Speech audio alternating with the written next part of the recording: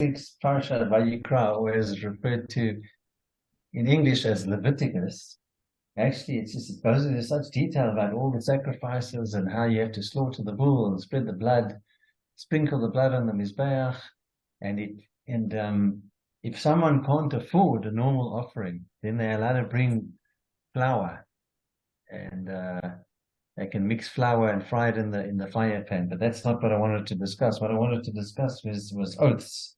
So it says here towards the end of the parsha. So basically, if people make an oath, and let me just read it, then I'll give you my 2 cents worth. The sages derive that the term the person at the time who swears falsely violates his oath must be conscious that an oath is in existence. Someone who is totally unaware is regarded as lacking in personhood with reference to the laws of oaths. In Shvuos 26a, if someone thought he was swearing truthfully regarding a past event or had forgotten about the oath when he violated it, no offering was required. If so, since the offering applies only to an unintentional transgression, how does one become liable to bring it? In the case of an oath about the past, an offering is required if one swore falsely while unaware of the penalty for a false oath. In case of an oath to do or not to do something in the future, one brings an offering when he remembers that he had made an oath but violated it because he had forgotten its terms. For example, he swore not to eat wheat bread but thought that he had sworn to eat it. Okay, so oaths is a very important thing. I mean, it's basically about keeping your word. So if we promise or try do something for someone, or try promise to do something in the future, we must say or I will try in English. Because if you say I'll definitely do it for you, then it may not be done. And human nature, we'll forget about it, and it's actually regarded quite, because I think we're using the power of speech and making a declaration. And I think it's also we've got to try to be ethical whenever we can. I mean, if we should be, and it's as I say, if we need to obviously keep our word with things and not go back, because I think that's a stain on society. It's who's not ethical and probably eventually leads to corruption in society. Good. Okay.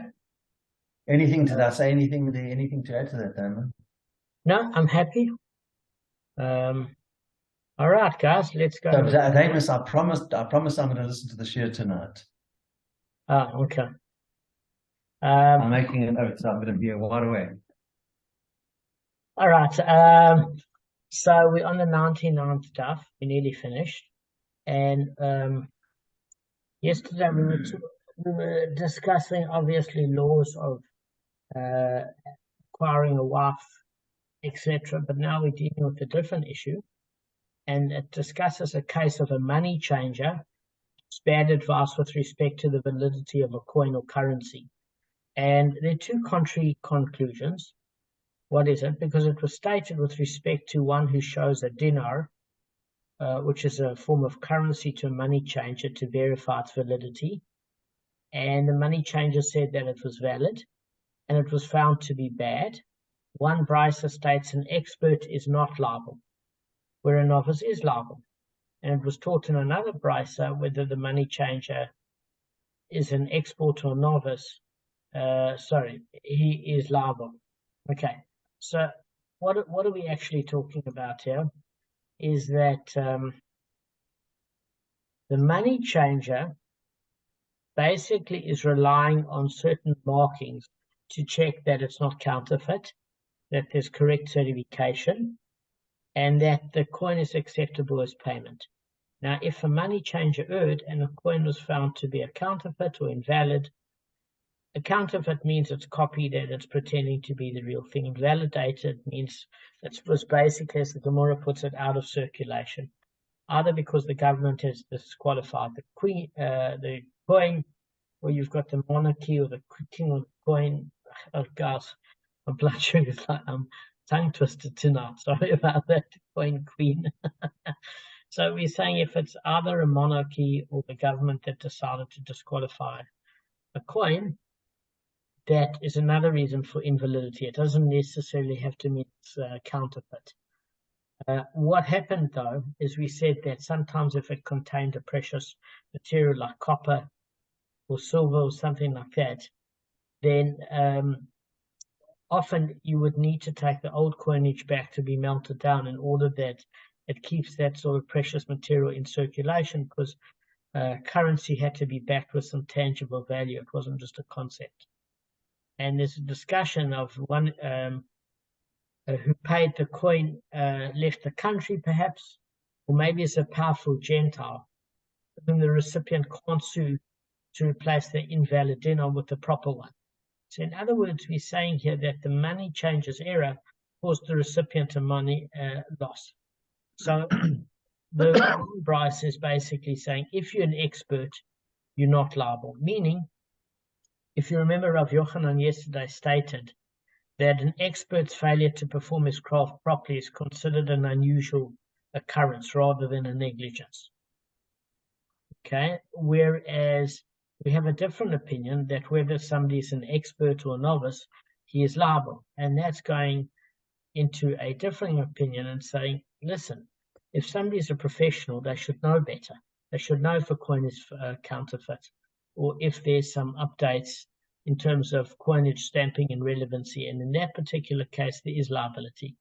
So the Gemara is saying, well, how do you resolve the contradiction between the fact that if a coin is invalid and it's an expert money changer, there's no liability, but a novice is liable? Why is a novice liable, guys? Because we learned yesterday that a novice has no business being in the profession.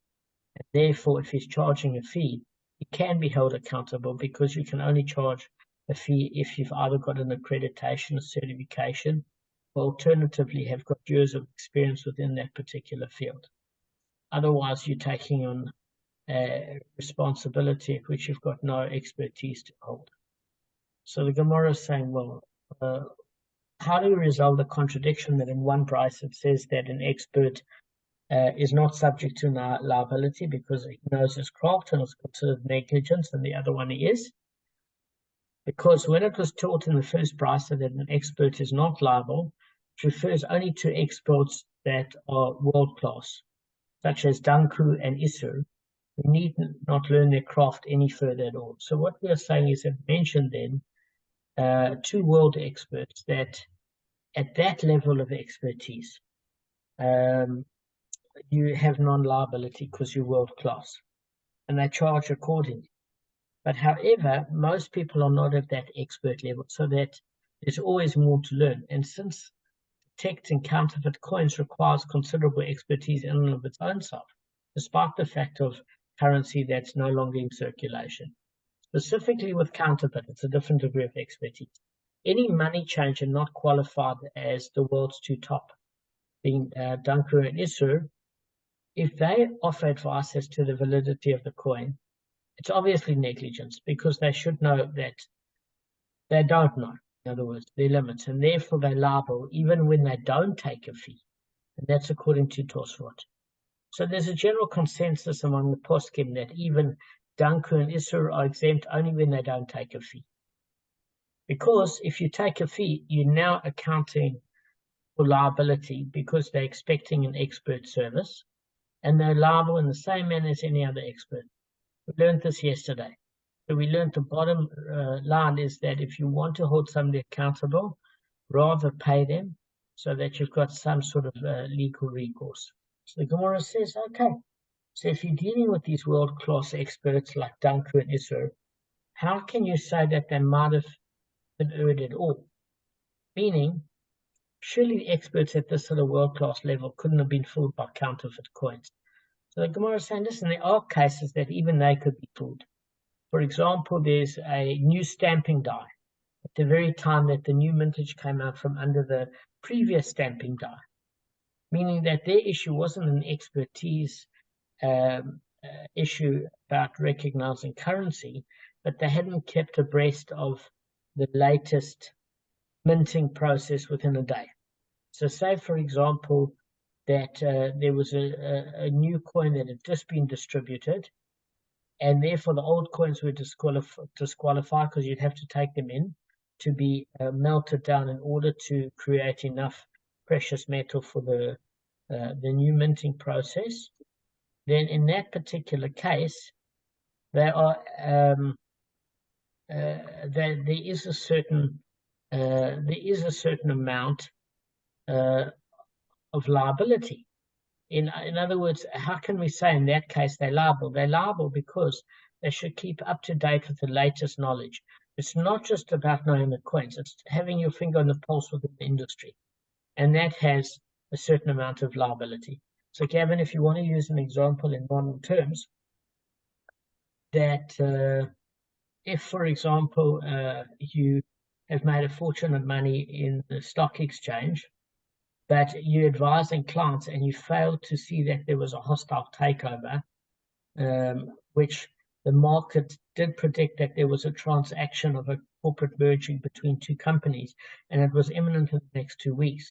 There is accountability, even if you know about the stock market. Part of your knowledge is not only being aware of how to trade in stocks, but of the latest information that could be a game changer and how it's going to affect the share portfolios. Do you see? Kevin? Yes, I heard you. Yes, okay. Yes, I heard you. Okay, well, was I keeping you awake? No, you're forcing me to stay awake, yes, 100%. Damon, it's time to ask the questions. Do any of you understand and then repeat it back to us? Yeah, exactly. So the Gemara relates an incident. There was a certain woman who showed a dirna to Rav Chia to verify its validity, and he said to her that the coin was a good coin. Okay, in other words, on the basis of his certification, she accepted the coin as payment from someone. So the next day she came before him and said, "Look, I showed it." In other words, what does she mean? She showed it. She offered the merchants a coin because she wanted to go to the shops and pay for merchandise, and they didn't accept it. They said it was a bad coin, and I can't pass this as currency. I accepted it and gave my goods over in return for this coin. Now when I took it to the shops, they don't accept it as currency. So Rav said to Rav, go exchange it for her and write on my ledger this was a bad deal. So basically Rav, who was the nephew of Rav Chia, handled his uncle's financial dealings. That's according to Rashi. And what does he mean it's a bad deal? That he lost money on it needlessly because he shouldn't have offered any advice onto it. Why? Because she never paid him for that advice, number one. And number two, what is he getting involved with? If it goes south, only he would end up being responsible. The Gemara says, well, listen, why is Rav Chia different than Danku and Isser, who are not liable because they need not learn their craft further at all? If you look at Rav Chia's expertise, he was at the same level as them and he didn't have to learn his craft any further. He was on the same level. Not only that, it appears that he didn't even charge for the service. So why would he have to pay for it? So the Gemara answers, Rav Chia went above and beyond the letter of the law in compensating for a loss. As Rav Yosef taught in the Brisa, the verse states, and you shall make known to them. So I'll tell you where that is. If you look in Shemot in Exodus chapter 18, verse 20, it's this whole verse that discusses Yitro's advice to Moshe as to how he should guide the Jewish people. So it translates to, and you shall advise them of the statutes and the teachings, and you shall make known to them the way that they shall walk in it, and the actions that they shall do. So the Brisa expounds the latter section of the verse, and it's interpreting each individual element as basically reference to a particular area of contact in which Moshe should instruct the Jewish people. So you've got the letter of the law and you've got the spirit of the law. So the first issue is it talks about this issue of their livelihood. So what does it mean, their livelihood? Is that in Shemot chapter 18, verse 20, it actually is a reference to not financial, believe it or not. This was interesting. According to Rashi, it's Torah study, because that's the life source of the Jewish people. And it's written in Devarim, chapter 30, verse 20 in Deuteronomy, for it is your life. Meaning that's the whole point that you're here, is to learn Torah and do good deeds. And money occurs, if you take on the yoke of Torah, you don't have the yoke of government or financial pressures, because Hashem will test you in some regards. And you're going to have pressure either way. So rather choose the pressure and do it for eternal reward than as opposed to just in this world. So I'm not advocating learning at the cost of not earning a living, but it should be a part and parcel of your day-to-day priorities. So the Torah is mentioned, obviously, in the previous part of the verse. Why? Because, guys, remember we learned the word statutes and teachings. So that exposition obviously means you shall make known to them. In other words, what does it mean? We have to set up houses of Torah study. So that's one obligation. In other words, you have to set up yeshivas and seminaries, etc. Then the verse concludes the way, and that refers to kind deeds. Then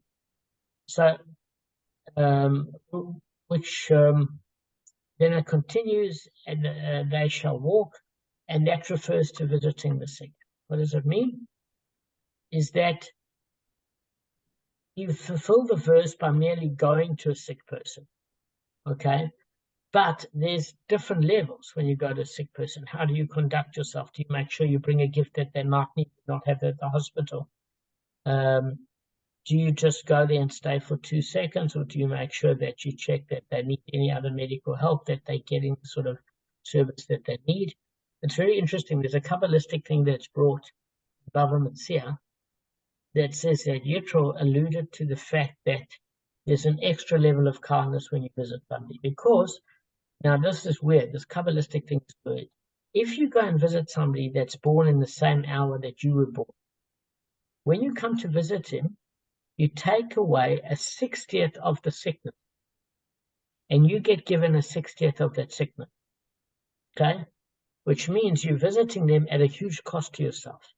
That's why it's going above and beyond the law. That's the Kabbalistic. And it's not within the general commandment to perform acts of kindness to your detriment. So that's quite interesting. So I think if I were you, if the next time you visit the sick, if you're in a very sickly state, just make sure you know what time they were born. Might not be great for your health. No, Arthur, that's very funny. Okay, Gavin, I can see you exhausted. No, it's fine. Carry on. I'm listening now. Okay, so the verse continues in it. So what is it? That refers to burying the dead. Obviously, visiting the sick in that case didn't really help as much as you thought. So in a situation where the act is done solely for it, what do we mean it? When you bury somebody that's dead, it's a true act of kindness. Kevin, do you know why? Because they can't perform mitzvahs, they can't do it on their own. You have to stop. That's it. You have to stop everything you're doing, even learning Torah. It has to be. No one else can do it. Kevin definitely has one part of the answer. They're not exactly capable of burying themselves. They can't, they can't do it. They have someone else to do it for them, yeah. But there's, in addition to Kevin's reason, there's a big reason, and that is they can't appreciate what you've done for them. They've got no capacity for showing appreciation or perceiving appreciation. They're dead. It's like helping somebody that's in a catatonic vegetable state, and you don't know if they perceived you've helped them or not. That's true altruism. When you help somebody and they say, I really appreciate what you did for me, shakayach, thank you, so kind, there's a certain amount of reward that you get for that person giving you the kavod and appreciation. But when you bury somebody, then they aren't able to thank you because they are not in this world. That's a higher level, and as Kevin quite rightly said, they can't bury themselves. Also, there's also an added mitzvah that a Torah scholar doesn't have to, it's not befitting of him to bury a corpse, funny enough. And therefore, because he chooses to do so, even though it's not befitting of his honor, that's going above and beyond the law. It's something he should do, even though it's something that he generally doesn't get his hands dirty and he's more involved with the spiritual and intellectual pursuits, but it's absolutely necessary. So all of these things we're talking about is a case in the pasuk where the verse concludes with the words "they shall do," meaning it refers to maintaining a standard above the letter of the law, going beyond the letter of the law. So this case where you had Rav Chia, that he reimbursed this woman for her bad judgment, for his bad judgment, he didn't have to reimburse her. Why? He never charged a fee. He was considered a world expert, and therefore he's not held at the same level of culpability because he's already put in the certification, and therefore he's done his due diligence in getting the correct sort of accreditations and being an expert in his field. And then further to which it's considered grammar indirect. Why? Because it was advice she received from him. He never stole a coin from her. He advised her and it had an implication. So that's known as causative damage, and not everybody holds you responsible for causative damage. So I've got two problems personally. If your advice has cost somebody money, I don't see why you shouldn't pay. I'm really battle with this issue of causative damage, meaning you don't directly damage, and therefore it seems not to have a financial implication. The other problem that I seem to have is that if somebody is an expert, just because they got their credit, can you imagine somebody qualifying at surgery, and then afterwards they are not held responsible if they start piling up the bodies due to their lack of interest in the surgery, just because they received their agreed to be a surgeon? Well, does that make sense to you guys? Truly, does it make sense to you guys? Because it doesn't make sense. Damon, so just a quick question. You're talking about somebody who advises you but doesn't take any money, okay, should be responsible. That's what you're saying. No, I'm saying three things. This is just my opinion. My opinion is worth nothing. Number one, you can't legally hold them responsible because, as we learned, according to the one opinion, is that according to the one opinion, we learned that if you don't charge a fee, that you can't hold the person responsible in an earthly court, but you'll be responsible Shemaim. According to the other opinion, you're responsible both in Shemaim and legally in this world. And who did we learn this from? We learned this ruling from Rabbi Meir, and even more than that, if you remember correctly, we learned this from Shmuel, who said he's a damager, he's negligent. And the reason why he uses the term he's a damager and negligent is because we said he compared it to an unpaid custodian and a paid custodian. In one case, you're doing somebody a favor at no charge, and in another case, you are charging them. So Shmuel is saying that you're liable whether you charge the fee or not, because he uses the word negligence as well as damager. Not all opinions agree with him. So that's the first issue in response to Arthur's question. Second one, just because you give advice and you never physically stole a coin from a person, if that's known as grammar, indirect or causative, I really battle with that. That advice can cost them more money than just stealing a coin. Number three, I battle with the fact that when somebody is an expert, and just because obviously a novice is responsible, because a novice should never be given a scalpel to perform surgery. He's could maim or kill somebody because he has absolutely no qualifications. That goes without saying. But how do you say, contrast to that an expert is suddenly not liable just because he has a qualification? Maybe in that particular surgical practice, he should have a malpractice suit because he didn't take care of that patient correctly. And we see it that it can be a career ender. That if you were negligent in that particular operation, it didn't matter if you got a 10-year good track record. You can kill a patient, and therefore why should you not be liable and get your entire career off the hook and scot-free if you continually perform bad surgeries just because you became qualified? I don't understand that, guys, to be honest. If you've got a good answer for me, I'm listening. No, I don't.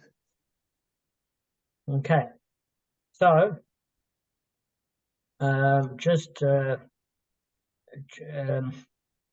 so anyway, he went beyond the letter of the law because technically he wasn't responsible, they say. Let me just see how much time we've got. We have got time.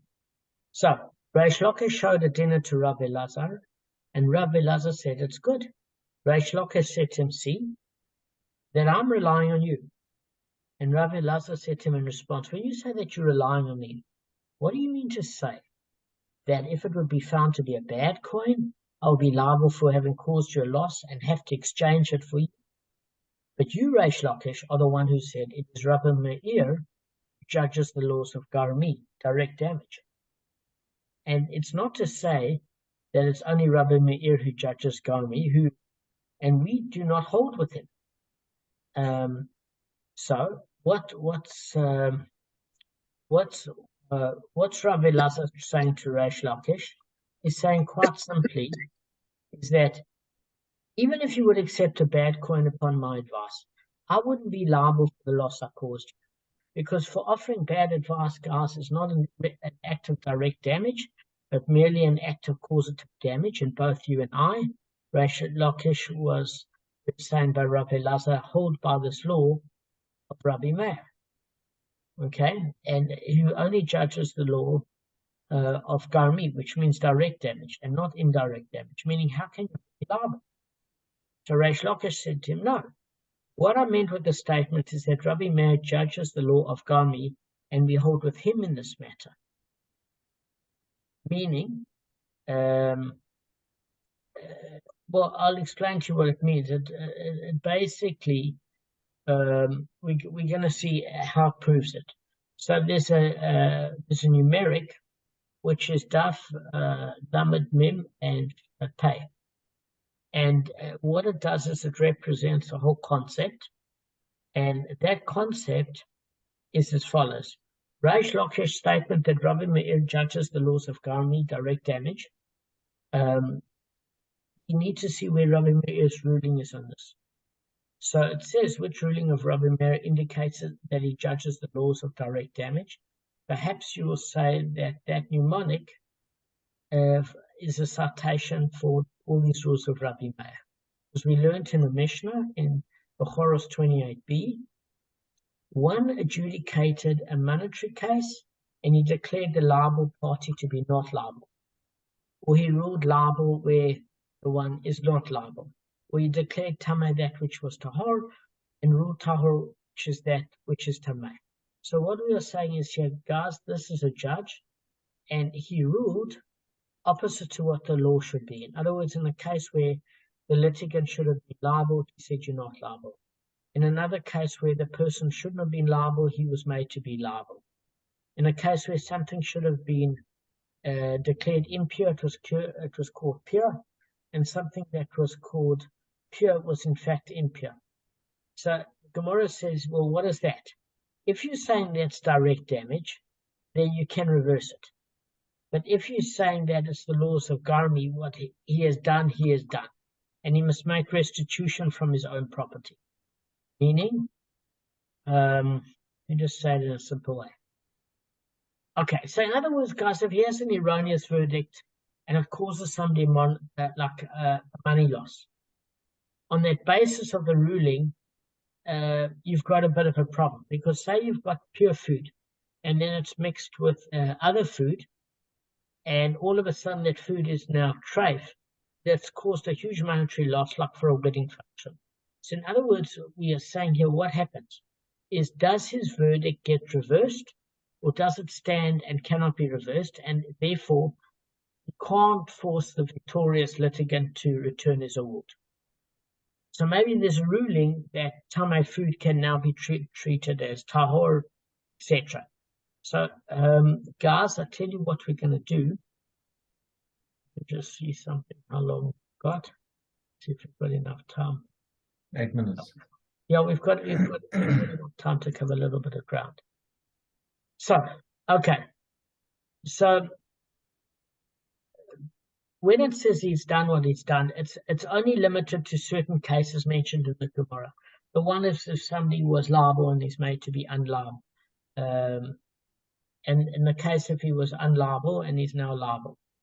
In those cases, what's done is done. However, it's different if there was a cost of monetary direction. I'll give you an example of what we mean. So the Gemara is saying, look, what happens? Must there be restitution from his own property? Which is what it would seem. And then you would say that the Mishnah demonstrates that Rabbi Meir judges the laws of Garmi. Meaning, in a simple way, if he's the presumed author of all these anonymous Mishnayot, because Gavin, we learned this in Sanhedrin 86a, then he's the judge is liable to pay for his erroneous decision, right? But he didn't do an act of direct damage, and it's only a causative damage, and therefore, if Rabbi Meir judges the laws of Garmi, what's done is done. He can't reverse it. So you're saying, but what? There was a cost. So there's a specific type of damage that's liable. And that Rav Ila said in the name of Rav, the Mishnah's ruling took that the judge is liable to pay, provided that the judge took the money and gave it of his own hand to the other party. So what he's saying is that if it was a case of a promissory note, there is no liability, because if you've got a plaintiff and a litigant and a defendant, all that's happening there is the case was judged, and in that particular case, there's nothing that really changed hands. It was just a promise to pay. If it's a case where the money was exchanged from one person to another, that's direct damage, because there was a physical action that caused damage. It wasn't just words, and that can be reversed. If it's a promissory note, it can be torn up. So either way, you're certainly not going to have a problem as far as that's concerned.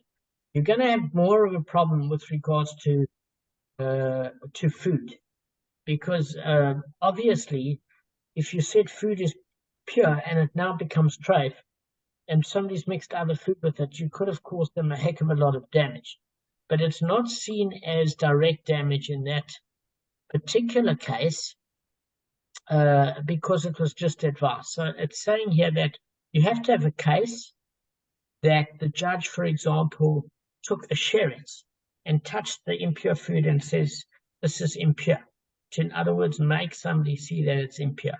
And if the food was pure, that's a physical act that created direct damage and not really a causative act. And then obviously the judge would be liable. But if it's just wording, according to Rabbi Meir, the judge is not liable.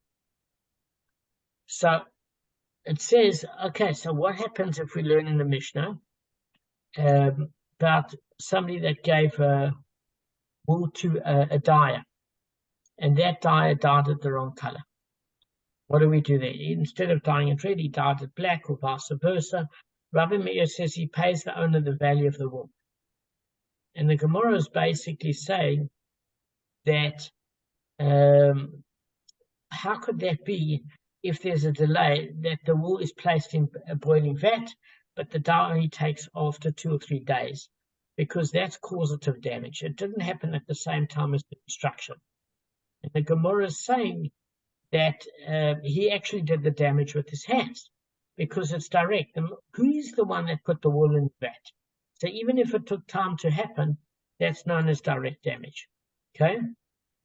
And there's another source for Reish Lakish's contention that Rabbi Meir judges the laws of Garmi, direct damage. And he's saying this, obviously, to prove that if there's any damage in terms of the coinage from Rav Elazar, then Rav Elazar is saying that there's no payment due. It's just a concept. All right, guys, I think we can't do the shir tomorrow because I'm going to be on a flight. I don't know what's happening with you guys on Thursday. Not sure either. Thursday's fine. No, Thursday, Thursday I can't. I'm at Rav Simcha, I forgot. What time? I'm at Rav Simcha, and then Saturday night I'm packing for Israel. So listen, we'll address this. What do you mean you're at Rav? So you're going to him, actually? You're going to him? I'm going to Rav Simcha on Thursday night. For for a shiur or to stay there? No, for supper, and then I'm coming back to a trip in Israel. So why don't you do a live while you're eating dinner with him? He can give us an informal shiur. Okay. Now, if you But you'll want never to, come back to me, that's for sure. Is that good? Yeah. Food for thought, Damon, for you. Food for thought. Guys, I'm sorry, I'm a little bit goofed and you all goofed. But we'll go over the last point with the SCARMI, indirect, direct, etc. So Damon, this whole thing all relates to like thing with a paid custodian as well. It's all relates to it.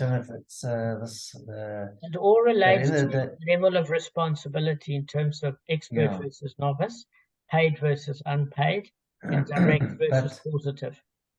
But even if the novice gave someone advice and it was negligent advice, and the novice obviously didn't charge, as you say, there should be some form. People shouldn't give advice unless they really know what they're talking about. And I was saying a bit more in that it implies here that if somebody's an expert, they're not held liable. And I said, why should that be? Because if a surgeon is performing an operation, even if he is very good, even if he's one of the top in his field, just to say he wasn't negligent in that particular operation, just to say he did everything possible to not check if there was any pre-existing conditions within the patient. Maybe there were coagulation issues, maybe there were cardiovascular irregularities where the patient couldn't have sustained the sort of blood pressure required in that operation. Maybe there was tachycardia. Maybe there were various factors that he was negligent and he performed an operation that wouldn't have been routine with a patient like that with a prior medical history. It's complicated. So therefore, just because he was an expert, why should his liability be taken away? If anything, he should be more liable. He should know better. That's my question. Agreed. Right, guys, have a great week. Looking forward. We are no side. Safe trip, Damon. Have a safe trip. Thanks, Check with Grave Simca. Maybe he'll give us an answer when you go for supper. Okay.